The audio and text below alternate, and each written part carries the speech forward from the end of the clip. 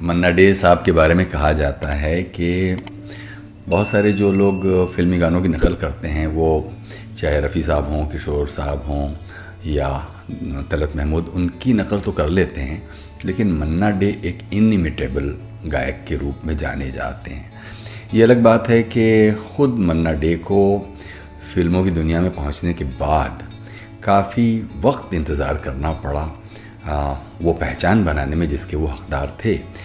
वैसे देखें तो वो ख़ुद एक बहुत ही ट्रेंड, जिस तरह के घर में उनका जन्म हुआ था, और उनके चाचा केसी डे, कृष्णचंद डे, जो कि एक ज़माने के बड़े ही मशहूर संगीतकार और गायक थे, और उनके चाचा का बड़ा असर है उनके ऊपर, और उनकी प्रेरणाएं और उनकी वजह से डंड के घर में जो बड़े बड़े संगीतकारों का आना जाना रहता था। तो एक तरह से देखें, मन्ना डे की ज़िंदगी में संगीत बचपन से ही था।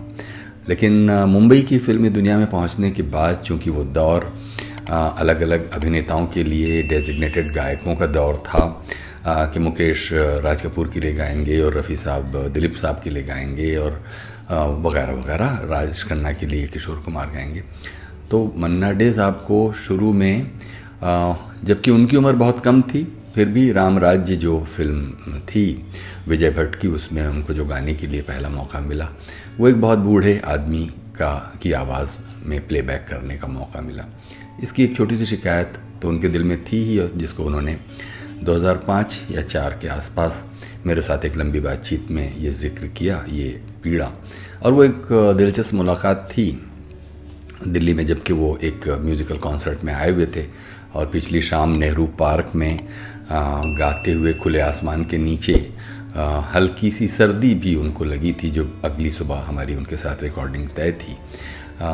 तो उन्होंने कोशिश की कि वो रिकॉर्डिंग टल जाए, और इससे ये पता चलता है कि बहुत सारे ऐसे जो इम्पोर्टेंट लोग हैं, वो बार बार इंटरव्यूज़ देते हुए टीवी के पत्रकारों के प्रति उनके मन में एक ख़ास तरह की नेगेटिविटी भी भर गई है।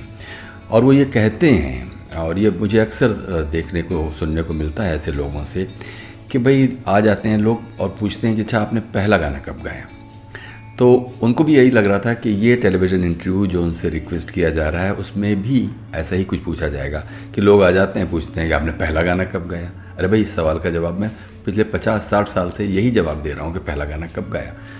तो खैर, हमारी प्रोड्यूसर ने कहा कि नहीं, आपको अच्छा लगेगा, आप हमारे साथ जो एंकर और होस्ट हैं वो ठीक से तैयारी करके आए हैं, तो आपको अच्छा लगेगा। तो खैर, करते करते उन्होंने 20 मिनट का वक्त दिया अपनी उस गले की बीमारी या जो भी थकान थी पिछली रात की।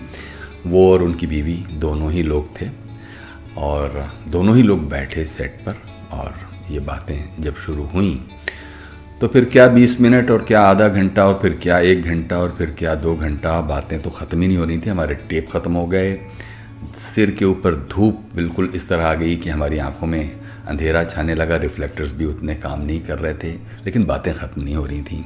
मन्ना डे के साथ वो दोपहर हमेशा हमेशा के लिए मुझे याद रहेगी। मन्ना डे के गाए हुए अनेक गाने बहुत अद्भुत हैं, और उनका कोई नकल करने वाला वैसा पैदा नहीं हुआ जैसा कि मन्ना डे ने मूल रूप से उसे गाया है। तो हमारी जो फिल्मी गानों की दुनिया है, उसमें मन्ना डे के बिना कुछ कमी रह जाएगी। अगर आपने न सुने हो मन्ना डे के गाए हुए गाने, तो आज ही सुनिए, और आज ही उनको एक बार फिर से सुनकर मेरी इस बात को जांचिए। मिलेंगे अगले वीडियो में।